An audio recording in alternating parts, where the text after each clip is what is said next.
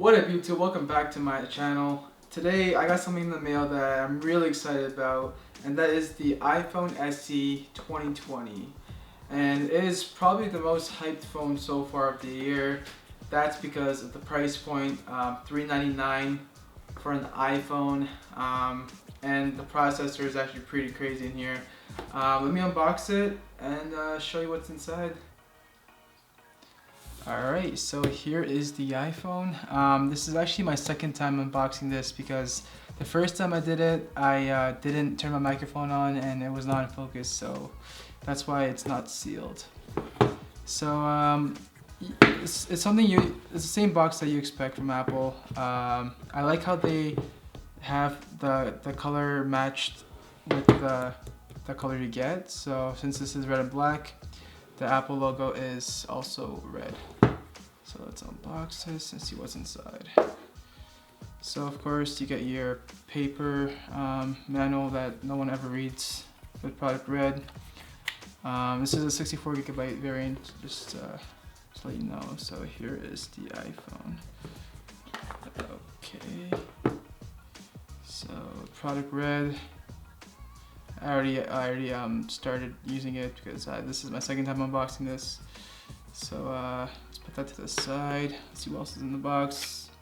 So I believe this is a 5-watt charger. I kind of wish they gave at least a 10-watt or a 15-watt charger, but obviously it's a budget phone, so they stuck with the 5-watt. And they have Apple's pods, earphones, which is always nice to have, and of course lightning cable. That's about it. So I'm gonna put everything else to the side.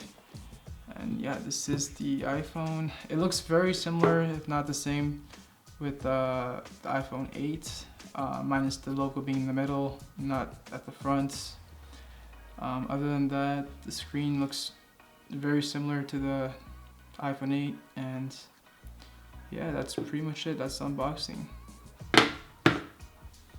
So here it is. This is the iPhone SE, and it actually feels pretty good in the hand. Of course, this is a very similar design, or in fact, pretty much the same design as the iPhone 8, but internally, it's very different. It has an A13 chip, which is the same processor that is found in the latest iPhones, the iPhone 11 Pro, and it has, of course, Lightning port. It has the camera, which is the same camera in the iPhone 8 that came out a couple years ago, but with the processor being different, it should take better pictures than the original iPhone 8.